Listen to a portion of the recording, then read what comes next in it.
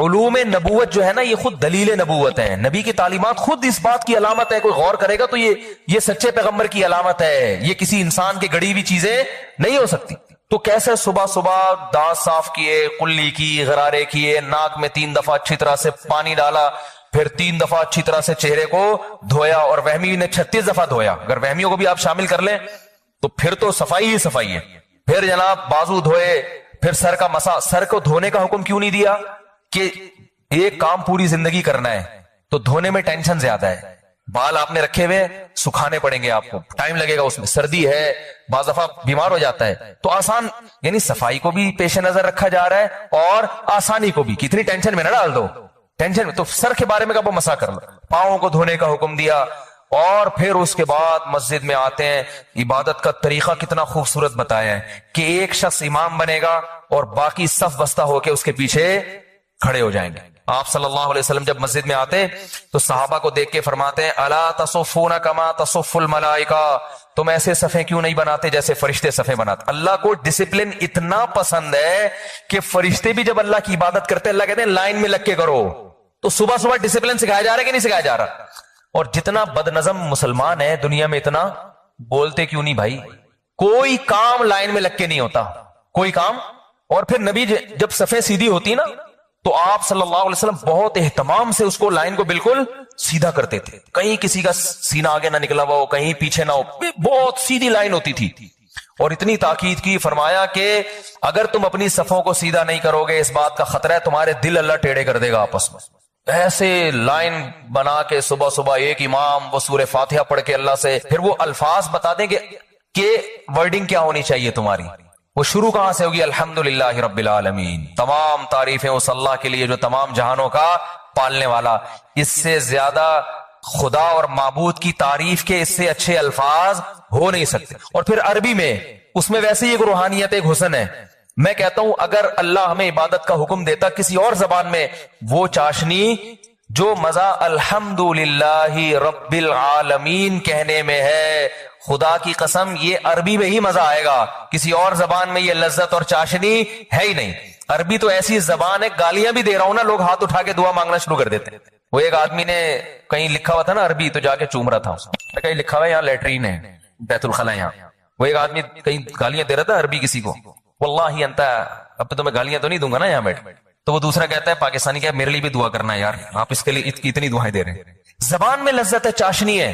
آپ دیکھو امام حرم جب عربی میں دعا مانگتے ہیں کیا خوبصورت، اس میں ایک عجیب نورانیت پیدا ہوتی ہے، وہ اردو، پشتو، پنجابی میں نہیں ہو سکتی، وہ انگلش میں نہیں ہو سکتی، ایسی زبان کی اللہ نے سلیکشن کی۔ آپ دوسری زبانوں کو اٹھا، ہندو کی دیکھ لو، وہ چاشنی، وہ لذت نہیں ملے گی، آپ کسی بھی زبان میں نہیں ہے۔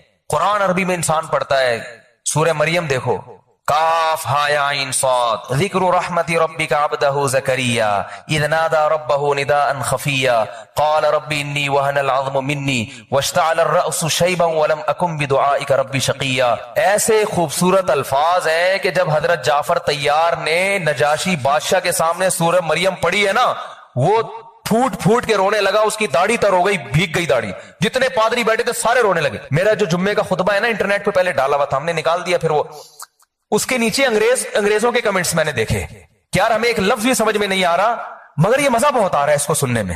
گوروں کے کمنٹ میں نے خود پڑھے ہیں، وہ عربی کا خطبہ، تو وہ خطبہ سمجھ میں نہیں آ رہا پھر بھی مزہ، اور یہ مزہ وہ نہیں ہوتا جو موسیقی میں ہوتا ہے، موسیقی کی لذت اور طرح کی ہے، اور روحانیت کی جو لذت ہے وہ بالکل اس سے الگ ہے۔ تو خطبہ ہے کوئی گانا تھوڑی ہے جو اس میں کوئی لذت ہو۔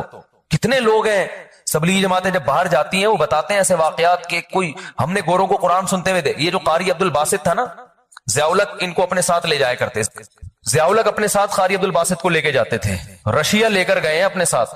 قاری عبد الباسط نے وہاں تلاوت کی ہے، رشین دہریے جن کو قرآن کا ایک حرف بھی سمجھ میں نہیں آیا، لیکن ہم چھوٹے تھے اس وقت یہ خبر مشہور ہوئی تھی، کئی دہریے مسلمان ہو گئے کہ یار یہ کیسا کلام ہے یار، اس میں کیا لذت ہے، یہ 1400 سال پہلے اتنا خوبصورت کلام، اور جو پیش کر رہے ہیں وہ لکھنا پڑھنا بولو نہیں جانتے، اور اس کلام کی پھر احکامات کو دیکھ لو، وہ اس سے زیادہ خوبصورت، کیسے پیارے احکام دیے قرآن نے۔ وراثت کا حکم اٹھا کے دیکھ لو، نماز کا، زکوٰۃ کا، رشتہ داری جوڑنے کا، हुक्म भी प्यारे, अल्फाज भी प्यारे, वर्डिंग भी प्यारी, उनको पेश करने का तरीका भी बहुत प्यारा। कोई फोहश लफ्ज नहीं है कुरान में, कोई बेहुदा लफ्ज नहीं है, किनायों में बात करता है कुरान। क्या है जबरदस्त। तभी तो वो हजरत जाफर तैयार ने जो तकरीर की थी ना, उन्होंने कहा था कि हम तो मुर्दार खाते थे। जो नबी ने जिस पे कुरान नाज़िल उसने हमें बताया कि ये मुर्दार इंसानों के खाने की चीज नहीं है। यानी हकाम भी प्यारे। तो अल्लाह ने हमें हुक्म दिया, नमाज जो इब्तदा होगी अल्हम्दुलिल्लाहि रब्बिल आलमीन। कैसा प्यारा लफ्ज है। तमाम तारीफें उस अल्लाह के लिए जो तमाम जहानों का पालने वाला है। मुल्हिदीन की दुम पे पांव रख दिया है, ठीक है ना, जो खुदा का इंकार करते हैं। अरे हम इंकार नहीं, हम तो मानते भी हैं, और सिर्फ खाली पीली जबान से नहीं मानते, अपनी मीठी तरीन नींद को कुर्बान करके। वो जो मुअज्जिन जो बेचारा 5,000 10,000 तनख्वाह लेके हय्या अला सलाह कह रहे हैं ना, दो बड़े बड़े थानेदार भी बाज दफा बुलाता है ना एसएचओ, पब्लिक नहीं जाती कि भाई आपको एसएचओ ने बुलाया तो आप चूंकि डीएसपी के बेटे हैं, आप फोन कर देते हैं कि मैं नहीं आ रहा। एसएचओ कहता है क्यों नहीं आ रहा, कहता है डीएसपी साहब का बेटा हूं। कह रहे बस वहीं रहो, मैं खुद ही आ जाता हूं आपसे मिलने के लिए। हर फंटर से बड़ा भी कोई फंटर है ना दुनिया में। लेकिन एक गांव देहात का मुअज्जिन, फटी पुरानी चप्पल, वो मस्जिद में आके ऐलान करता है हय्या अला सलाह, और उसकी दावत पर डॉक्टर भी लब्बैक कहते हैं, उसकी दावत पर आर्मी के ऑफिसर भी लब्बैक कहते हैं, उसकी दावत पर जो है वो इंजीनियर बड़े बड़े वो भी लब्बैक कहते हैं, उसकी दावत पर बड़े बड़े लोग बादशाह भी लब्बैक कह के मस्जिद की तरफ जा रहे होते हैं। क्योंकि पता है कि ये दावत इसकी नहीं है। ये बेचारा गरीब हमें अगर बुलाए तो हम तो पुलिस के कहने पे नहीं जाते, इसके कहने पे क्यों जाएंगे। उनको यकीन होता है कि ये दावत किसकी तरफ से दी जा रही है, हय्या अला सलाह की, ये खुदा की तरफ से दावत दी जा रही है। तो मुल्हिद तो अल्लाह को लुगत से ही निकाला हुआ है, और नमाजी ने ऐसा डिक्शनरी में डाला हुआ है कि अपनी मीठी तरीन नींद एक आम गंवार देहाती की दावत की आवाज सुन के अपनी नींद को कुर्बान कर देता है। और फिर सर्दियों में वुजू करना कितनी टेंशन का काम है। गुस्ल फर्ज हो जाए तो गुस्ल करना पड़ता है, और वो सारी तैयारी करके प्रॉपर तरीके से। देखो ऑफिस जाना आसान है, आप कपड़े पहनो, ऊपर से इस्त्री करो, अंदर से कोई थोड़ी झांक के देखेगा बॉस के अंदर से बगलें साफ है भी कि नहीं है भाई, अंदर से थोड़ी कोई चेक करता है। लिहाजा ऑफिस तैयार होकर जाना, शादी में दूल्हा बन के जाना भी बहुत आसान है। डिटॉल से अपना मुंह यूं यूं यूं करो, तेजाब थोड़ा सा छिड़को, बिल्कुल जरासीम साफ, और यूं चढ़ाओ, पहुंच जाओ, लोग देखेंगे माशाल्लाह दूल्हा बड़ा चमक रहा है। लेकिन अल्लाह ने कहा ना ना ना ना ना, ऊपर से नहीं, अंदर से साफ। ऊपर से भी होना है, पहले अंदर से। बाल बढ़ गए हैं, नमाज मकरू होगी। दांत गंदे हैं, नमाज मकरू होगी। प्यास की बू आ रही है, नमाज मकरू होगी, इस बू को खत्म करो।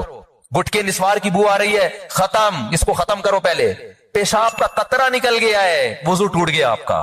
निजासत फैल गई है, इसको कपड़ों से धो, अपने इजार को पाक करो। हालांकि भाई ना बदबू आ रही है ना कोई देख रहा है, ना ना ना ना, आपके कपड़ों पे चूंकि पेशाब लगा हुआ है, पब्लिक तो नहीं देख रही, ना बू आ रही है, कपड़े गंदे हैं, इसको साफ करो। तभी तो नमाजी बैठा होता है वॉशरूम में शलवारे कंधों पे लटका के रगड़ रहे होते हैं। जो वहमी होते हैं वो ज्यादा ही कर रहे होते हैं, वरना क्या मसला है, अंग्रेजों की तरह हम भी जाएं वॉशरूम में, एक जनाब पेशाब किया और निकले। गोरे तो मैंने तो देखा है, बाहर मुल्कों में गया हूं, गोरे थोड़ी इतनी टेंशन के बैठे हुए इंतजार कर रहे हैं कि कब कतरे आना खत्म होंगे, फिर हम इस्तिंजा करके बाहर निकलेंगे। गोरा क्या करता है, जाया खड़े खड़े उसने पेशाब किया, छींटे पड़ोसियों पे पड़ रही, वैसे इतने साफ नीट क्लीन गोरे जो है ना, वैसे आप देखो ऐसे हर चीज। वो उन्होंने तो बाकायदा उनके यहाँ तो वो होते हैं जरासीम मारने वाले केमिकल होते हैं, उससे वो हाथ साफ करके फिर खाते हैं। एक तरफ इतनी सफाई है, लेकिन जब वॉशरूम जाएंगे, 6-6 महीने हो गए पानी का इस्तेमाल किसी किस्म के वॉशरूम में नहीं हो रहा। यानी एक तो छोटा वॉशरूम होता है, एक बड़ा वॉशरूम होता है। There are 2 types of washrooms. मैं समझता था छोटे वॉशरूम में नहीं इस्तेमाल होता, पता चला कि बड़े वॉशरूम में भी पानी का इस्तेमाल नहीं, वो भी टिश्यू से चल रहा है हिसाब किताब। अल्लाह ने कहा ना ना ना ना ना, ये दुनिया नहीं देख रही, मेरे सामने आओगे ना तो नीट एंड क्लीन होके आना है। तभी वॉशरूम में इंसान टाइम लगाता है, भाई पेशाब के कतरे खत्म हो जाए फिर इस्तिंजा करूंगा, वरना लिबास क्या हो जाएगा, नापाक हो जाएगा। वही क़ज़ाए हाजत लगी हुई है, उसको पहले साफ। हमारे नबी जब सुबह गुस्ल करते तो पहले जहां जहां गंदगी लगी है ना, नजासत, उसको साफ करते, उसके बाद वुजू करते, फिर आप गुस्ल करते। तो पहले गंदगी को साफ करना है। इस्तिंजा का लफ्ज ही नहीं है गोरों की लुगत में, ये लफ्ज ही नहीं है डिक्शनरी में।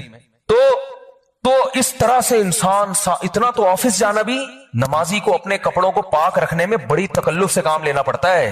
अल्लाह ताला ने दुनिया आजमाइश के लिए बनाई, और अल्लाह ताला ने आखिरत दारुल जज़ा बनाई कि बदला कहाँ मिलेगा, आखिरत में मिलेगा। इंसान क्या करता है, उसकी ये ख्वाहिश है कि वो दुनिया جو دار الجزا ہے جہاں رزلٹ اناؤنس ہوگا اس کو پسے پوش ڈال دیتا ہے، اور وہ دنیا جو دار العمل تھی اس میں مزے اور عیش کی تلاش میں لگ جاتا ہے۔ یہ اتنی بڑی مسٹیک ہے، اتنی بڑی غلطی ہے کہ اس کی نقد سزا انسان کو یہ ملتی ہے کہ جس دنیا میں وہ سکون کی تلاش میں، عیش کی تلاش میں آخرت کو بھولتا ہے، اللہ اسے اس دنیا میں بھی سکون نہیں دیتے، نہ یہاں کا رہا اور نہ وہاں کا رہا۔ کہتے ہیں نا کوا چلا ہنس کی چال اور اپنی بھی بھول گیا۔ سکون اور اطمینان اللہ نے صرف ان لوگوں کے لیے رکھا ہے جو آخرت کے متلاشی ہیں، جو آخرت میں سکون چاہتے ہیں، ان کو غریبی میں دنیا میں بھی مل جاتا ہے۔ یہ غریبی سسٹم صرف ہوٹلوں میں نہیں ہے، یہ اللہ کے ہاں بھی ہے غریبی سسٹم۔ اب دو طرح کے لوگ ہیں دنیا میں، زیادہ تر تو وہ لوگ ہیں جو یہ سمجھتے ہیں کہ ہم نے اپنی منمانی زندگی گزاری تو اس سے ہماری طبیعتوں میں سکون پیدا ہوگا، ڈپریشن ختم ہوگی، ہماری زندگی مزے کی گزرے گی۔ یہ بہت بڑی مسٹیک ہوتی ہے انسان سے، بہت بڑی بھول ہوتی ہے۔ انسان کی زندگی اور جانوروں کی زندگی میں فرق ہے۔ انسان بہت ذہین ہے، جانور ذہین نہیں ہے۔ ہم اپنی زندگی کو قیاس کرتے ہیں جانوروں کی زندگی پر۔ آپ نے گائے پالی، بکری پالی، کوئی بھی جانور پالا، بلی پالی، لوگ کتے بھی پال رہے ہیں، تو ہر وقت اس کی ہر ضرورت پوری کریں گے وہ خوش رہے گا، اس کی خواہش پوری کریں گے وہ خوش رہے گا۔ جب اس کی خواہش پوری نہیں کریں گے، ضرورت پوری نہیں کریں گے، وہ آئے گا ٹینشن میں۔ یہاں سے انسان یہ سمجھتا ہے کہ چونکہ میں نے گھر میں بلی پالی ہے، اسے ٹائم پہ کھانا نہ ملے، اسے یہ نہ ملے، اسے وہ نہ ملے، تو وہ پریشان ہو جاتی ہے۔ تو مجھے بھی ساری چیزیں چاہیے دنیا میں، مجھے بھی کیا چاہیے، اس لیے میں بھی پریشان نہیں ہوں گا جب ساری چیزیں مل جائیں گی۔ اسے یہ نہیں پتا کہ سکون کا تعلق، بہت زیادہ تعلق انسان کی نفسیات سے ہے، اور جانور کی نفسیات میں اور انسان کی نفسیات میں زمین اور آسمان کا فرق ہے۔ دونوں کی جو فزیکل ایک اسٹرکچر ہے نا، اس میں فرق نہیں ہے۔ فزیکل اسٹرکچر تو جانور، انسان کا، بلی کی بھی دو آنکھیں ہوتی ہیں، انسان کی بھی دو آنکھیں ہوتی ہیں۔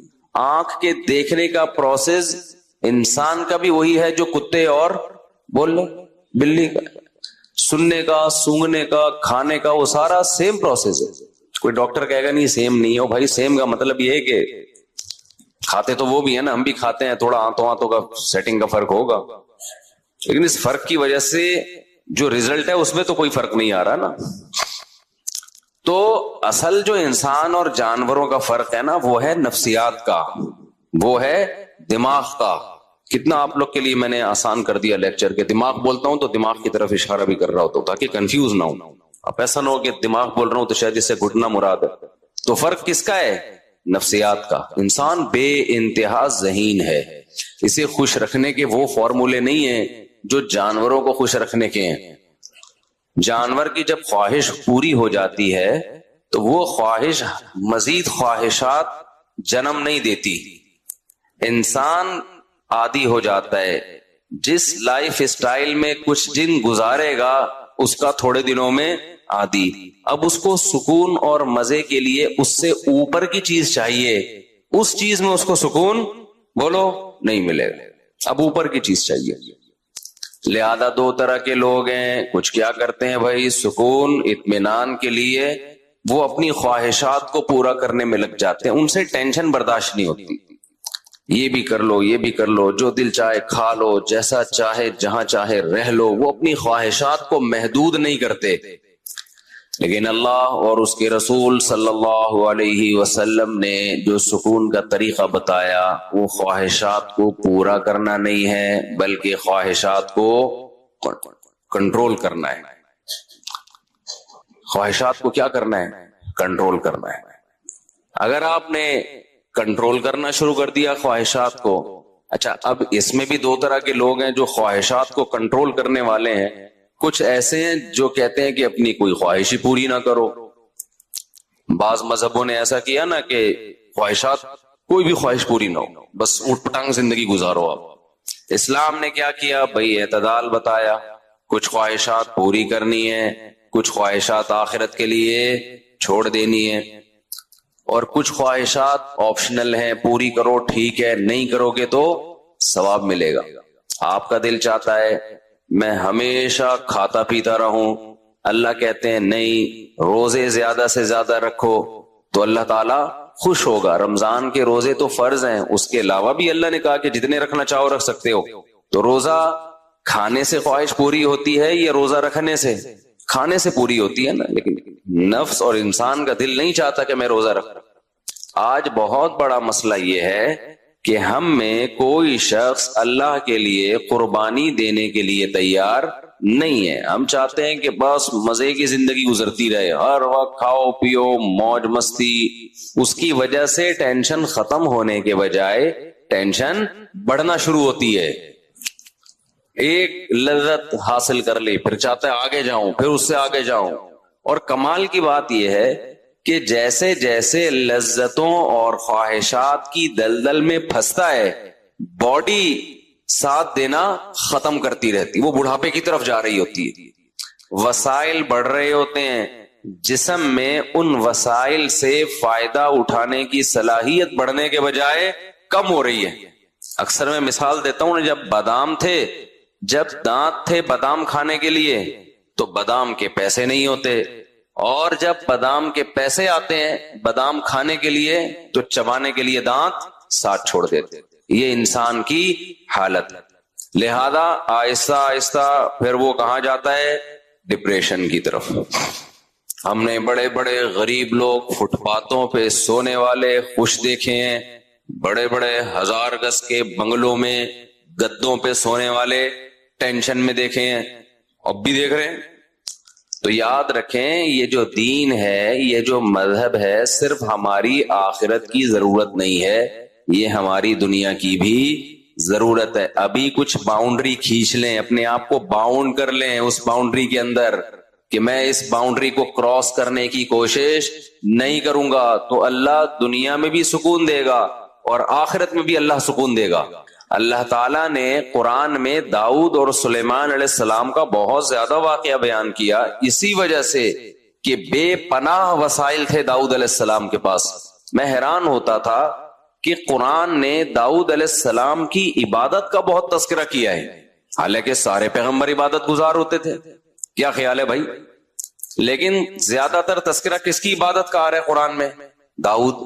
ذکر بھی ان کا، تلاوت بھی ان کی۔ وجہ اس کی یہ ہے کہ داؤد علیہ السلام کو اللہ نے دولت، حکومت، عزت، شہرت یہ دوسروں سے زیادہ دی تھی۔ عزت تو سارے پیغمبروں کو ملی ہے، قوم کی بات ہو رہی ہے کہ مالی لحاظ سے جو عزت ہوتی ہے۔ ایسے میں انسان اس مال و دولت میں آ کے اللہ کو بھول جاتا ہے۔ قرآن کہتا ہے ہم نے داؤد سے کہا اعملوا آل داؤد شکرا، اے داؤد ہم نے آپ کو یہ وسائل دیے۔ داؤد علیہ السلام کے ہاتھ میں لوہا پگھل جاتا ہے، زرہیں بنا رہے ہیں، جنگی ٹوپیاں بنا رہے ہیں۔ اتنی بڑی حکومت اللہ نے داؤد علیہ السلام کو عطا کی، پرندوں کی بولیاں سکھا دی اور جنگی کمانڈر۔ ان سب باتوں کے باوجود داؤد علیہ السلام کی رات کی نماز کی بھی فضیلت اور داؤد علیہ السلام کے روزے کی بھی فضیلت۔ سب سے بہترین روزہ کس کا روزہ حدیث میں آتا ہے؟ داؤد کا۔ آپ سمجھتے ہیں کہ شاید داؤد علیہ السلام ایسا روزہ رکھتے تھے کہ افطاری کوئی خاص ڈش سے کرتے ہوں گے جس کی وجہ سے ان کے روزے کو سب سے افضل روزہ قرار دیا گیا؟ نا، اللہ کہتے ہیں، حدیث میں آتا ہے، نبی صلی اللہ علیہ وسلم نے فرمایا داؤد علیہ السلام نے پوری زندگی ایسے گزاری، ایک دن روزہ اگلے دن ناغا، پھر ایک دن روزہ اگلے دن ناغا، پھر ایک دن روزہ اگلے دن ناغا، پوری لائف اس طرح گزاری۔ آج کوئی مالدار آدمی یہ تصور کر سکتا ہے؟ بولو کیا ہو گیا بھائی؟ ابے پیسہ کس بات کا جب روزہ ہی رکھنے۔ لوگ کہتے ہیں نا معاذ اللہ، جو بالکل ہی ملحد کہ روزہ وہ رکھے معاذ اللہ جس کے پاس کھانے کو نہ ہو۔ ان کے پاس تو کھانے کو بہت تھا۔ رات کے بھی داؤد علیہ السلام نے 3 حصے کیے ہوئے تھے، اس میں عبادت، اور ایسی عبادت کیا کرتے تھے، ایسی عبادت، ذکر اتنے اخلاص اور اتنے درد کے ساتھ۔ وَالطَّيْرَ مَحْشُورَةً كُلٌّ لَهُ أَوَّابٌ، جب اللہ کو یاد کرتے یا جبال اوبی معہ والطیر، داؤد علیہ السلام کے لا الہ الا اللہ میں اور ہمارے لا الہ الا اللہ میں بہت فرق۔ قرآن کہتا ہے جب لا الہ الا اللہ کا ورد کرتے پہاڑوں سے بھی لا الہ الا اللہ کی آوازیں آنا شروع ہو جاتی، پرندے سر پہ جمع ہو جاتے غول کے غول بنا کے۔ آج ہماری زبانوں سے لا الہ الا اللہ بھی ختم۔ ذکر ونس اپون اے ٹائم بزرگوں کے ہاتھ میں تسبیحات نظر آیا کرتی تھی، اب وہ تسبیح بھی ہمارے کلچر سے بول لو نا شارٹ۔ خواتین کے سروں سے دوپٹہ شارٹ ہوا، پہلے سروں سے شارٹ ہوا، پھر مارکیٹ سے کیا ہو گیا شارٹ۔ اب دوپٹے کے نام پہ کچھ مذاق ٹائپ کی چیزیں مل رہی۔ دوپٹے کا مطلب تو یہ ہوا کرتا تھا کہ سر چھپ جائے، وہ اتنے باریک دوپٹے آ رہے ہیں کہ وہ فیشن ہے۔ اب وہ کیا ہے؟ تو دوپٹہ شارٹ ہوا، تسبیح بھی کیا ہو گئی بولو شارٹ۔ ذکر کا ٹائم ہی نہیں ہے، عبادت کا ٹائم ہی نہیں ہے۔ رمضان میں مسجدیں بھری ہوا کرتی تھیں، لوگ صبح فجر کے بعد عصر کے بعد بیٹھ کے اللہ اللہ کر رہے ہوتے تھے، اب وہ بھی گیا۔ روزہ گزارنے کے لیے بھی ٹی وی دیکھ رہے ہوتے ہیں، موبائل میں لگے ہوئے ہوتے ہیں، سکون زندگیوں میں نہیں آئے گا۔ تو قرآن کیا کہتا ہے کہ داؤد علیہ السلام، لحن داؤد مشہور ہے، بہت خوبصورت اللہ نے داؤد علیہ السلام کو آواز دی۔ اور داؤد علیہ السلام کا ایک معجزہ یہ بھی، وہ فصل الخطاب، اسپیکنگ پاور، بولنے کا بہترین ملکہ اللہ نے داؤد علیہ السلام، جب تقریر کرتے لوگوں کے دل لرز جاتے تھے۔ لیکن عبادت کتنی کر رہے ہیں؟ زکریا علیہ السلام، قرآن کہتا ہے ہم نے زکریا علیہ السلام کو بڑھاپے میں اولاد کی خوشخبری سنائی۔ زکریا علیہ السلام بوڑھے ہو گئے مگر آپ کے اولاد نہیں۔ قرآن کہتا ہے کہ محراب میں کھڑے ہو کر اللہ سے دعا مانگی انہوں نے، اے اللہ اشتعل الرأس شیبان، میرے سر کے بال بالکل سفید ہو چکے ہیں، اپنا بڑھاپا پیش کر رہے ہیں اللہ کے سامنے۔ حالانکہ اللہ کو تو پتا ہے نا، وامرأتی عاقر، میری بیوی کیا ہے بانج بھی اور بوڑھی بھی۔ وَلَمْ أَكُمْ بِدُعَاءِ رَبِّكَ شَقِيًّا، اے اللہ میں تیری پکار سے نا امید نہیں ہوں، مجھے اولاد چاہیے۔ کیوں چاہیے بھائی؟ اب تو بوڑھے ہو گئے، اب تو دنیا سے جانے والے ہو، اس عمر میں بچے پالو گے؟ لوگ کہتے ہیں نا، شرم نہیں آتی 50 سال 60 سال میں شادی کرتے ہوئے بچے پالو گے اس عمر میں؟ کہتے ہیں نا کہ آپ کریں گے تو کہیں گے، ابھی تھوڑی کہیں گے، آپ کون سا کر رہے ہیں؟ اور جو خوراکیں چل رہی ہیں ان میں 60 سال میں یہ حماقت بھی بول لو نا نہیں کریں۔ جس ٹائپ کی پکوڑے اور مختلف چیزیں چل رہی ہیں نا، اس میں تو 40 سال میں پہلے کسی ڈاکٹر سے مشورہ لے لیں شادی سے پہلے۔ تو داؤد علیہ السلام، زکریا علیہ السلام کا سر سفید ہو گیا، اور بیوی بانج بھی ہے اور بوڑھی بھی ہے، اور اللہ سے دعائیں مانگ رہے ہیں، اے اللہ میں تجھ سے نا امید نہیں ہوں۔ اللہ تعالیٰ نے خوشخبری سنا دی زکریا علیہ السلام کو۔ جب خوشخبری سنائی ہے تو پھر کہہ رہے میرے اولاد کیسے ہوگی، میں تو بوڑھا ہوں اور بیوی کیا ہے بانج ہے۔ بعض دفعہ انسان دعا تو مانگ رہا ہوتا ہے، جب قبول ہوتی ہے تو اس کو خود حیرانگی ہوتی ہے۔ تو پھر اللہ نے زکریا علیہ السلام کو کیا کہا؟ قرآن کہتا ہے انہم کانوا یسارعون فی الخیرات ویدعوننا رغبا ورہبا۔ زکریا اور اس کی زوجہ، ان کو ہم بڑھاپے میں اولاد دے رہے ہیں جب اولاد کا امکان نہیں ہے۔ کیوں دے رہے ہیں؟ ایسا معجزہ کیوں ہو رہا ہے؟ کانوا یسارعون فی الخیرات، یہ دونوں نیکی کے کاموں میں ایک دوسرے سے آگے بڑھنے کی کوشش کرتے تھے۔ وَيَدْعُونَنَا رَغَبًا وَرَهْبًا، اور ہم سے دعائیں مانگا کرتے تھے، امید کے ساتھ بھی اور اللہ کے خوف کے ساتھ بھی۔ خوف کا مطلب اپنے اعمال کا خوف کہ کہیں پکڑ نہ ہو جائے قیامت کے دن، لہذا اے اللہ ہمیں اس عذاب اور پکڑ سے بچا لے، اگر ہم سے کوئی کوتاہی ہوئی ہے تو معاف کر دے۔ اور رغبن کا مطلب جو اچھے کاموں کی توفیق مل رہی ہے ان کے اجر کی بھی امیدیں تھیں کہ اللہ ہمارے ان نیک اعمال کو قیامت کے دن ضائع نہ کرنا، ان کا اجر ہمیں دینا۔ سمجھ رہے ہیں کہ نہیں سمجھ رہے؟ بھائی چھوٹے بچوں کو جب لایا کریں نا تو اپنے ساتھ بٹھایا کریں۔ جی اچھا چلیں، بچہ تو کرے گا نا، اب تار بھی کھینچے گا۔ بچے پہ غصہ کرنا بالکل ٹھیک نہیں ہے۔ بچہ کچھ بھی جب بیٹھے گا تو کچھ کرے گا, وہ اگر کچھ نہیں کر رہا اس کا مطلب وہ انسان کا بچہ نہیں. اور بچے پہ کچھ کرنا ہی اچھا لگتا ہے, وہ پٹانگ کر رہا ہو تو ہاں یہ ضرور ہے کہ اس کو ویسے کنٹرول کریں جہاں ابا ہے وہاں بیٹھے بچہ. اصل میں وہ بیان سن کے بچے تو پیدا ہو چکے ہوتے ہیں, ان کے پالنے کے لیے کہتے ہیں وہ آپ کے ساتھ ہی بٹھائیں گے, آپ کے مشورے پیدا ہوا ہے نا, ادھر ہی بیٹھے گا, تنگ آپ کو کرے گا وہ. تو بھائی جب پیدا ہو تو پالو, پالنا بھی خود ہے, تو پالنا بھی خود ہے اس کو. تو قرآن کیا کہہ رہا ہے, زکریہ علیہ السلام اور ان کی زوجہ یہ نیکیوں میں ایک دوسرے سے آگے بڑھتے تھے. اس سے پتا چلتا ہے بھائی وہ بھی یدعوننا, اور نیکیوں میں ایک خاص کام اللہ سے کیا کرتے تھے, دعائیں مانگتے تھے. تو جب تک آپ اپنے آپ کو عبادت کا پابند نہیں بناؤ گے اس وقت تک سکون حاصل نہیں ہو سکتا. دو کام کرنے اپنی خواہشات کو محدود کرنے کے لیے, میں نے عرض کیا نا سکون اس وقت تک نہیں ملے گا جب تک خواہشات کو لگام نہیں دو گے. کیا آپ بالکل خواہشات چھوڑ دیں؟ نہ, دو کام کرنے پڑیں گے آپ کو. ایک, حرام خواہشات کو اپنی زندگیوں سے مکمل نکالنا پڑے گا. زنا حرام, شراب حرام ہے نا, نماز چھوڑنا, بولتے کیوں نہیں یار, بول لو نا یار, یہ تو کرنا ہی ہے آپ نے, نماز پڑھنی ہے. بد نظری کرنا, بولو نا حرام, سے سکون نہیں ملے گا. بد نظری کر کے یہ دماغ سے نکال دو.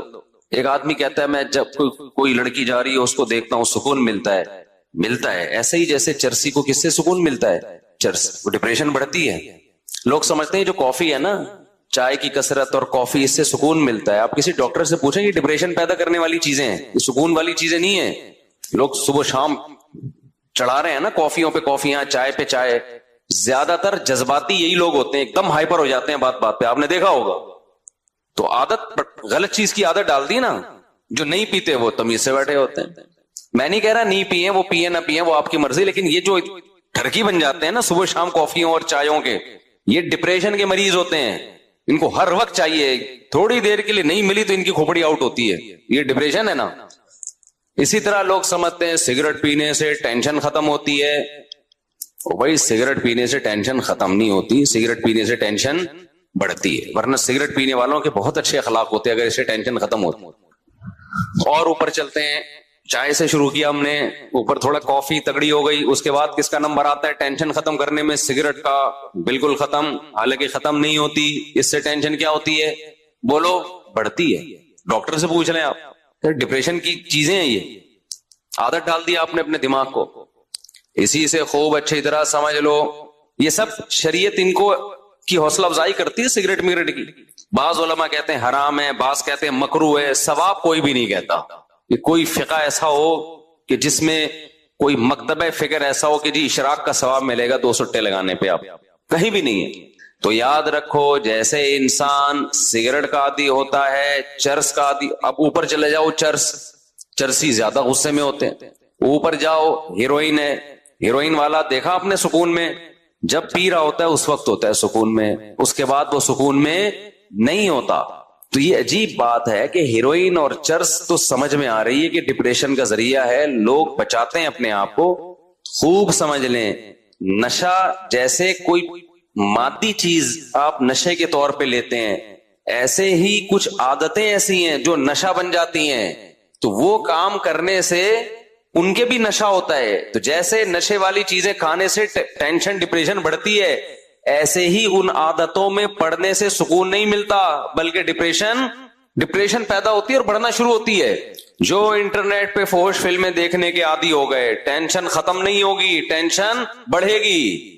جن کو بد نظری کی عادت پڑ گئی, ٹینشن ختم نہیں ہونے والی, ٹینشن بڑھے گی. جو بدکاری اور زنا کا عادی ہو گیا, ٹینشن ختم نہیں ہونے والی, ٹینشن بڑھے گی. یہ جانور نہیں ہے, یہ انسان ہے. جانور کی صلاحیتیں خواہشات محدود, انسان کی محدود نہیں ہے. انسان ذہین ہے, وہ خود سے خواہشات کو اس کا دماغ جنم دیتا رہتا ہے. ما قضى احد منها لبانته ولن انتهى عرب الا الى عربی. متنبی نے کہا کہ انسان جب بھی اس کی ایک خواہش پوری ہوئی ہے, وہ ایک خواہش پوری ہونے کے بعد ہزاروں انڈے بچے دے کے جاتی ہے. آپ سمجھتے ہیں کہ یہیں بریکیں لگ جائیں گی, نہ وہ اس سے آگے کا سوچنا شروع کرتا ہے. شراب پینے والوں کو آپ نے دیکھا ہے, نارمل بہت ایک دم بہترین لائف گزر رہی ہے ان کی. وہ زیادہ ڈپریشن کے مریض ہوتے ہیں. جو نہیں پیتے وہ آرام سے بیٹھے ہوتے ہیں. تو اسی طرح خوب اچھی طرح سمجھ لیں کہ نفسیاتی طور پر انسان جن برائیوں کا عادی ہوتا ہے وہ برائیاں بھی ٹینشن ختم کرنے کے بجائے ٹینشن کو بڑھاتی. اسی میں ایک موسیقی بھی ہے. موسیقی انسان سنتا ہے بڑا مزہ آتا ہے, کہتا ہے یہ مولویوں نے خام خام موسیقی اور میوزک کو ناجائز کہا ہوا ہے, یار اس سے ٹینشن کیا ہو رہی ہے, ختم, ایسا مزہ آ رہا ہے, تھرکنے کا دل کر رہا ہے میرے بھائی. کب تک تھرکے گا, کب تک ہلے گا؟ تھوڑی دیر میں اس کا مزہ کیا ہونے والا ہے, ختم. اب پھر اس سے اوپر کی چیز چاہیے تجھے. ابھی تو لوگ بتاتے ہیں گانا 3 دفعہ سن لیا اب مزہ نہیں آ رہا, دوسرا لگا گانا. بسوں میں ہم جاتے تھے نا, ڈرائیور سے کہتے تھے بھائی یہ والا ہی لگا رہا ہے, کوئی اور لگا نا. پھر کوئی اور لگایا, پھر کوئی اور لگایا, اس کے بعد دماغ کیا ہو گیا, عادی. اب اس کو ٹینشن ختم کرنے کے لیے پھر میوزک چاہیے, پھر میوزک چاہیے اس. یہ جو نائٹ کلبوں میں جانے والے, میوزیکل شو میں جانے والے, ان کو ٹھڑک ہو جاتی ہے, نہیں جائیں ان کا دماغ خراب ہونا شروع ہوتا ہے. بھائی اپنے آپ کو روک لیتے یار اس برائی سے, ویسے ہی سکون دے دیتا اللہ تعالیٰ. ایک بات میں بتاؤں, یہ جو دنیا دار لوگ ہیں مولویوں کی لائف بورنگ ہوتی ہے, بورنگ. یہ آپ کو لگتی ہے, ہوتی نہیں ہے. خدا کی قسم جتنی مزے کی زندگی مولانا ٹائپ کے لوگ گزارتے ہیں نا, آپ تصور نہیں کر سکتے. میں ایک چھوٹی سی مثال سے بات سمجھاتا ہوں. وہ کئی دفعہ یہ واقعہ سنایا. پنجاب میں ہمارے کوئی ریلیٹو تھے, انہوں نے یورپ میں کسی انگریز کو اپنی شادی کی تقریب دکھائی. اس میں دکھایا کہ وہ لوگ ناچ رہے ہیں شادی میں نا, بھنگڑے بھنگڑے ڈلتے ہیں نا شادیوں میں. تو اس گورے نے کہا کہ یہ سب نے پی بھی ہے. اس نے کہا انسان کا بچہ بنوئے, ہم لوگ مسلمان ہیں, ٹھیک ہے یہ ناچنا بھی غلط ہے لیکن اب 27ویں رات کو توبہ کر لیں گے یہ, لیکن اتنے نہیں ہے کہ ہم کیا کریں. تو ڈانس ماسک کر رہے ہیں, غلط کر رہے ہیں, لیکن یہ کہ اب شادی میں کر رہے ہیں, لیکن اتنے نہیں ہے کہ ہم پینا شروع کر دیں. کہتے ہیں اس انگریز نے بولا کہ یار یہ اتنا بغیر پیے اتنا خوش کیسے نظر آ رہے ہیں ہمیں, جیسے سب کے چہروں پہ کھلکھلاہٹ, کوئی ادھر کلابازی کھا رہا ہے, کوئی ادھر کھا رہا ہے کلابازی اور ناچ رہا ہے, حالانکہ اس کی ہو بھی نہیں رہی, دوسرے کی شادی میں ناچ رہا ہے. انگریز اپنی شادی میں نہیں ناچتے بھائی, کیونکہ ان کو اپنی شادی کی بھی خوشی نہیں ہوتی. اس کی وجہ یہ ہے کہ وہ بالغ ہوتے ہی عادی ہو چکے ہوتے ہیں. وہ کہتے ہیں چلو میوچل انڈرسٹینڈنگ سے بچے بھی ہو گئے, شادی بھی کر لیتے ہیں, اور پھر ان کو کچھ کرنا بھی نہیں ہے نا شادی میں. بچے تمبو لگا رہے ہوتے ہیں ان کے شادی میں, خود تو کچھ کرنا ہی نہیں ہے. ہمارے ہاں دیکھو ابھی ہمارا بھانجا ہے, اس کی شادی ہونے والی ہے, وہی نہیں یہاں پاگل کیا ہوا ہے ہمیں بھی سب کو, جلدی کرو جلدی کرو, دماغ کھایا ہوا ہے اس میں. تو پٹنے والا ہے, میں سوچ رہا ہوں پکڑ کے کوڑ دوں کہ میرے بیانات کا لگتا ہے پورا اکیلے کا سارا اثر اس اکیلے پہ ہی آیا ہوا ہے. آرام سے بیٹھ جائے, جب ٹائم ہے دیا ہوا ہے اس پہ کر دیں گے, اور میرے ہاتھ میں تھوڑی ہے. جہاں رشتہ ہوا ہے ان کو جا کے پکڑ بھائی. مجھے کہہ رہا ہے بیان کرو, بیان جلدی جلدی جلدی شادی پہ بیان کرو. انگریز میں یہ جذبات بولو نہیں ہوتے. پھر جب اس جذبے کے ساتھ شادی ہوتی ہے تو بیوی سے ٹوٹ کے محبت بھی ہوگی کہ نہیں ہوگی؟ اور کیا چاہیے یار, گھر میں بیوی سے عشق جیسی محبت ہو تو سکون آ گیا نا زندگی میں. گوروں کو یہ محبت نہیں ہوتی. اتنی عورتوں کو ٹرائی کر چکے ہوتے ہیں کہ چلو یہ بھی ٹھیک ہے, اور نہ عورت کو ہوتی ہے اپنے میاں سے, وہ کمپیئر کر رہی ہوتی ہے کہ ٹھیک ہے مناسب ہے, باقی زندگی میں بہت مرد آئے ہیں تو یہ بھی ٹھیک ہے, اچھا ہے. تو گھروں میں محبتیں نہیں ہیں بھائی. انسان کو سکون کے لیے پیسہ, صرف پیسہ نہیں چاہیے. وہ ہے نا سب کچھ پیسہ نہیں ہوتا, ایک موٹیویشنل اسپیکر نے کہا سب کچھ پیسہ نہیں ہوتا, نیچے کسی نے لکھا یہ بتانے کہ یہ 1 لاکھ روپے لیتا ہے. سب کچھ یاد رکھو, اہل اللہ کی صحبت میں ٹائم گزارو, اللہ والوں کی صحبت میں, تمہیں پتہ چلے گا کہ جو وہ زبان سے کہہ رہے ہیں خود بھی ان کا اس پر عمل ہے, پھر موٹیویشن ملتی ہے. صحابہ نے نبی کی صحبت میں وقت گزارا کہ نبی جتنی صدقات و خیرات کی ترغیب دیتے ہیں خود اس سے زیادہ اس پر عمل کرتے ہیں. نبی نے یتیم بچوں کو پالنے کا حکم دیا, ترغیب دی, خود بھی یتیموں کو پالا اپنے. حضرت ام سلمہ کے یتیم بچے نبی کی کسٹڈی میں پلے ہیں, حالانکہ گھر میں 40 دن چولہا نہیں جل رہا کھانے کے لیے, لیکن بیوہ سے شادی بھی ہو رہی ہے اور اس کے یتیم بچوں کو بھی پالا جا رہا ہے. مالداروں کے لیے ایک بہت بڑی عبرت کی بات ہے یا نہیں کہ تم کہتے ہو اس تنخواہ میں کہاں سے گزارا ہو سکتا ہے. 40 دن چولہا نہیں جل رہا گھر میں, کچھ جلانے کے لیے کچھ ہے ہی نہیں نا, کھانے کے لیے کچھ ہے ہی نہیں, کھجور پہ گزارا ہو رہا ہے. اور نکاح بھی ہو رہے ہیں, شادیاں بھی ہو رہی ہیں, بچے بھی پال رہے ہیں, پیدا بھی ہو رہے ہیں, دوسروں کو ترغیب بھی دے رہے ہیں کہ ایسی عورت سے نکاح کرو جو تمہیں کثرت سے اولاد دے اور تم سے محبت کرے. اور ایسے موقع پہ کہہ رہے ہیں جب صحابہ کے پاس کھانے کے لیے کچھ بھی نہیں ہے، غربت ہے. توکل سکھایا جا رہا ہے تو صحابہ نے کیا توکل. کیوں؟ وہ دیکھ رہے ہیں کہ ہمارے نبی بھی توکل کر رہے ہیں. ایک آدمی آپ کو ایک بات بتاتا ہے کہ اچھا انسان بن کے زندگی گزارو، پیسے پہ کبھی توجہ نہ کرو، لا 50,000 روپے دے، میں نے تجھے اتنی اچھی بات بتائی ہے. نہیں دے گا، میں یہ کر دوں گا، میں یوں کر دوں گا. تو بات کہاں سے کہاں چلی گئی یار، گچی پکڑ کے رکھا کرو. ہاں میں یہ عرض کر رہا تھا کہ وہ اس گورے نے بتایا کہ یہ کیا کر رہے ہیں بھائی، ناچ رہے ہیں. پنجاب کے لوگ نا بڑے مستحبے بھی ہوتے ہیں، معذرت کے ساتھ. کو پنجاب والے نا خوراکیں ٹائٹ ہے نا، صحت اچھی ہے تو تھوڑے سے ویسے بھی بغیر وجہ کے بھی تھوڑا تھوڑا وہ میں نے دیکھا ہے کہ خوشی میں ہل رہے ہوتے ہیں. تمیز سے بیٹھنا ذرا ان کے لیے مشکل کام ہوتا ہے. تو اب کیا تھا کہ گورے نے کہا انہوں نے پی بھی نہیں. اس نے کہا نہیں. اس نے کہا یار یہ بغیر پیے اتنے خوش کیسے ہیں یار، اتنا خوش ناچ رہے ہیں حالانکہ پی بھی نہیں ہے انہوں نے. تو میں نے کہا کہ اب تب دوبارہ اس گورے سے ملاقات ہونا تو اس سے کہنا کہ آپ کو اس پہ تعجب ہو رہا ہے کہ یہ بغیر پیے خوش کیسے ہیں اور ناچ رہے ہیں. ان کو بتاؤ ہمارے ایک بہت بڑا طبقہ ایسا ہے جو پینا تو دور کی بات بغیر ناچے خوش ہے. وہ آئی بس سمجھ لے، اس کو خوش رہنے کے لیے ناچنے کی بھی ضرورت نہیں ہے. کیونکہ اس پہ بھی دنیا حیران ہوتی ہے یار، یہ انٹرٹینمنٹ ان لائف میں بورنگ لائف، نہ ناچ رہے ہیں شادیوں میں، نہ کلابازیاں کھا رہے ہیں، نہ پی رہے ہیں، کیا خیال ہے، نہ بحریہ ٹاؤن میں ان کے پلاٹ ہیں پھر بھی خوش ہیں یار، مہنگائی بڑھ رہی ہے پھر بھی خوش ہیں. ایک ٹینشن ہوتی ہے آدمی کو، تو خود تو خوش ہوتا ہے، بیگم خوش رہنے نہیں دیتی مہنگائی میں. اس کا بھی حل اللہ نے بتایا ہے، وہ کبھی چھاؤں میں ملیں تو بتاؤں گا انشاءاللہ، وہ اوپنلی نہیں بتا سکتا میں. تو ایک ٹینشن وہ ہوتی ہے جو اللہ کی طرف سے ہوتی ہے، وہ غم ہر ایک کو ملتا ہے، مل سکتا ہے. اللہ ہم سب کو بچا کے رکھے.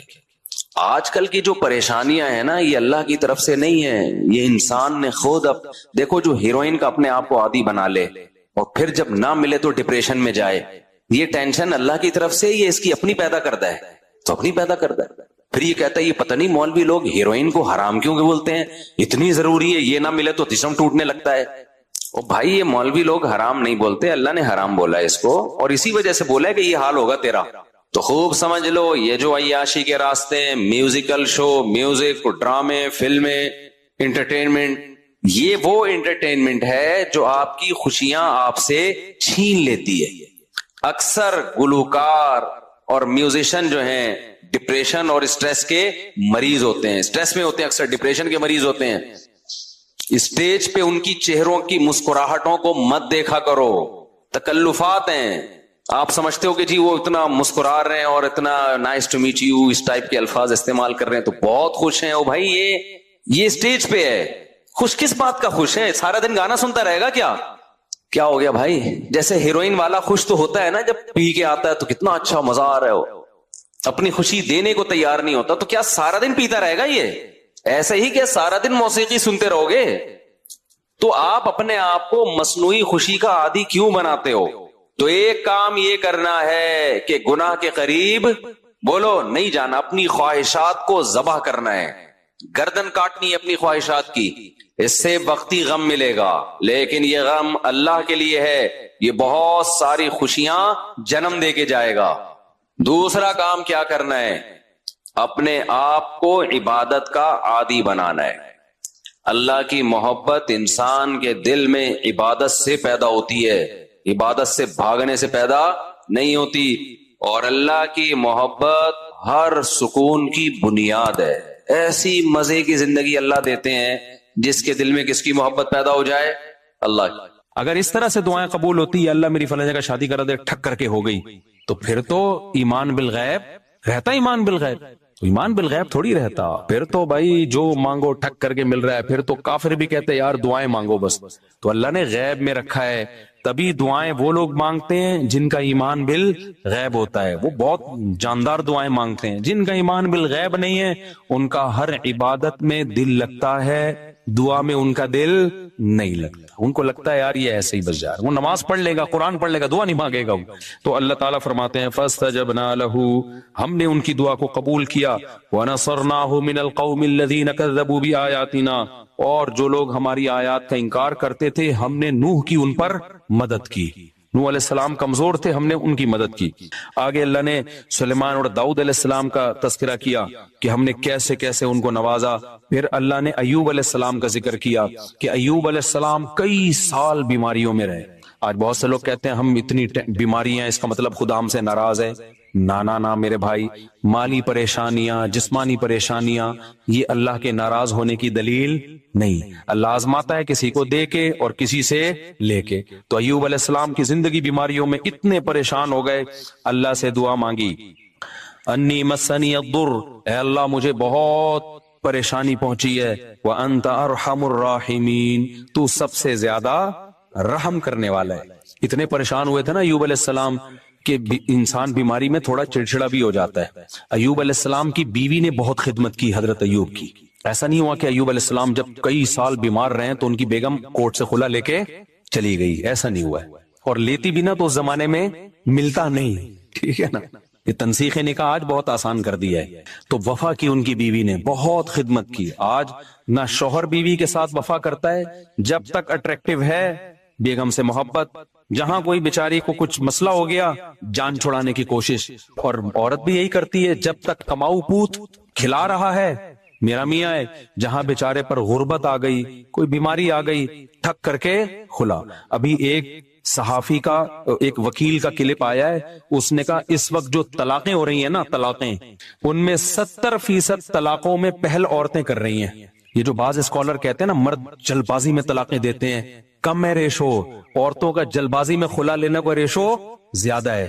سرکار نے یہ بھی الزام لگایا تھا نا کہ مرد دھر جب چاہیں طلاقیں دیتے ہیں، حالانکہ ایسا ہوتا نہیں ہے۔ ایسا ہو رہا ہوتا سارے رنڈوے بیٹھے ہوئے ہوتے یہاں پہ۔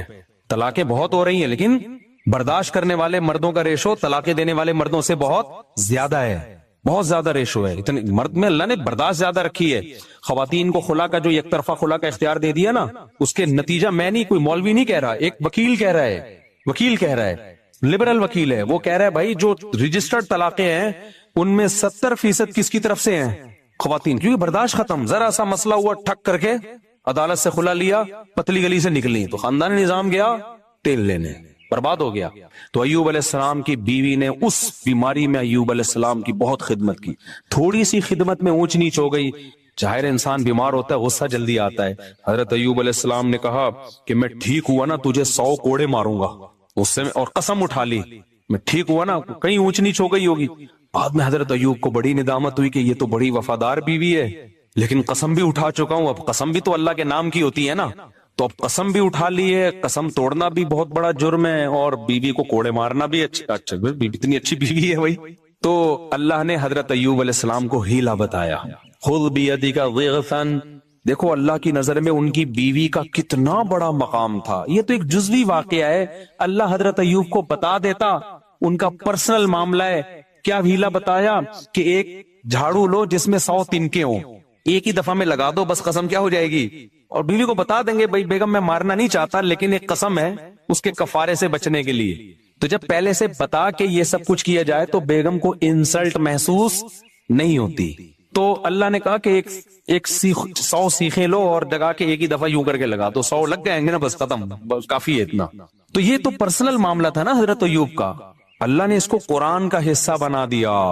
اس سے پتہ چلتا ہے کہ اللہ کو وفادار بیوی اتنی پسند ہے کہ اللہ اپنے پیغمبر کو ہیلا بھی بتا رہے ہیں اور اس کو قرآن کا حصہ بھی بنا رہے ہیں، یہ بتانے کے لیے کہ یہ پروٹوکول ایوب علیہ السلام کی بیوی کو میں نے دیا ہے۔ اور یہ طریقہ بھی بعض دفعہ مفتی ہیلے بتا رہے ہوتے ہیں نا، مفتی جو غلط مفتی بھی ہیلے بتا رہے ہوتے ہیں بعض دفعہ، ابے تو ایسا کر، حلالوں کے ہیلے جیسے بتا رہے ہوتے ہیں، اور بعض دفعہ ہیلے ایسے بتا رہے ہوتے ہیں کہ زکوٰۃ کے ہیلے، غریب کو دے 1 کروڑ روپے، اس نے لیا مالک بن گیا، اس پہ ہدیہ لے لے، جلیبیاں کھا بیٹھ گئے، بھائی ہو گیا نا، بھائی آپ نے اس کو مالک بنایا، زکوٰۃ ادا ہو گئی، اب اس کی مرضی، جس کو چاہے دے، وہ اپنی خوشی اگر آپ کو دے دے تو ہو گیا نا۔ کل ایک بندہ آیا کہہ رہے ہمارے مدرسے کے طلبہ ہیں، زکوٰۃ لیتے ہیں ہم لوگ، طلبہ کو مالک بنا کے پھر ہم مدرسے کی تعمیر میں لگا سکتے ہیں؟ میں نے کہا نہیں لگا سکتے۔ کہہ رہے ہیں جب طلبہ کو مالک بنا دیا، زکوٰۃ تو ادا ہو گئی۔ میں نے کہا تجھے کوئی اتنی بڑی رقم دے اور مالک بنا کے اور پھر واپس لے تو دے کے دکھا واپس، بولے جب میں ہوں تو میں کیوں دوں؟ وہ بچہ کو پتا ہے میں ڈرامے بازی ہو رہی ہے میرے ساتھ، اس کو ہیلا کہتے ہیں نا، یہ ناجائز ہیلا ہے۔ بچے کو پتا ہے ورنہ 1 لاکھ روپے کسی بچے کو دو، وہ کہے گا میں پاگل ہوں، میں مدرسے کی دیوار میں لگاؤں، میرے PCO مثلا میرا ابا غریب میری اماں غریب، تو یہ ناجائز ہیلا ہے۔ تو جیسے بعض 2 نمبر قسم کے مفتی غلط ہیلے بتا رہے ہوتے ہیں، لیکن یہاں ہیلا کون بتا رہا ہے؟ اللہ. کس کو؟ پیغمبر کو. کس کو بچانے کے لیے؟ ان کی بیوی کو بچانے کے لیے. تو جو بھی وفادار ہوگا، میاں ہو یا بیوی، اللہ کو وفاداروں کی قدر ہے. مشکلات میں مارکیٹ سے شارٹ ہونے والوں کی اللہ کو قدر نہیں ہے، کہ جب حالات اچھے تھے تو بہت بہترین میاں، حالات جہاں خراب ہوئے تو مارکیٹ سے ایک دم شارٹ. جج بیٹھا ہوا ہے ٹھپے لگانے کے لیے. جج جیسی کسی کی بیوی جائے نا، جج، اچھا جج کی بیوی کو بھی کوئی اور جج طلاق دے رہا ہے آج کل، پورا سیٹ اپ ہی بڑھ گیا. ہاں جلدی میں بتاتا ہوں، وہ مسئلے بھی ابھی صبر کریں. اچھا میرے بھائی جلدی سے، میں یہ بہت مزے کی آیتیں ہیں یار، یہ مجھے تو بڑا مزہ آتا ہے. آگے اللہ کہتے ہیں دیکھو ہم نے اس مصیبت سے ایوب کو نکالا اس دعا کی برکت سے. تو اس سے پتہ چلتا ہے اللہ دعائیں قبول کرتا ہے. پھر آگے اللہ فرماتے ہیں کہ وَظَنُّونِ إِذْ ذَهَبَ مُغَاضِبًا. اس میں تو بڑا ہی مزہ آتا ہے پڑھنے میں. اللہ کہتے ہیں مچھلی والے کو بھی یاد کرو. مچھلی، اللہ نے یونس علیہ السلام کا نام کیا رکھ دیا؟ مچھلی والا. یہ بھی محبت ہے اللہ کی اپنے پیغمبروں سے. حالانکہ یونس علیہ السلام تو فرار ہو کے گئے تھے اللہ سے پوچھے بغیر، اور مچھلی نے کھا لیا. یہ سب تو بطور سزا کے ہوا ہے کہ اللہ کی نظر میں سب سے زیادہ ویلیو کس کی ہے؟ اللہ کے قانون کی. ایک چیز خوب اچھی طرح سمجھ لیں کہ اس زمانے میں اسلامی ملکوں میں، غیر مسلم ملکوں میں تو اسلام ہے ہی نہیں، وہ تو ویسے ہی دعویٰ ہی نہیں کرتے. اسلامی ملکوں میں بھی نا، افغانستان کے علاوہ کوئی بھی کنٹری ایسا نہیں ہے جہاں عدالتوں میں مکمل اسلام کو فالو کیا جا رہا ہو. سمجھ رہے؟ کہیں بھی نہیں ہے. اب جب ہے ہی نہیں مکمل اسلام، تو عوام پر لازم ہے کہ کسی بھی کنٹری میں جب وہ کورٹ سے فیصلہ کروائے، عدالت سے کروائے، تو اس کے بعد اس پر یہ لازم ہے کہ وہ علماء سے بھی پوچھے کہ شریعت کی روشنی میں یہ فیصلہ صحیح ہے یا غلط ہے. سمجھ میں آ رہی ہے بات کہ نہیں آ رہی ہے؟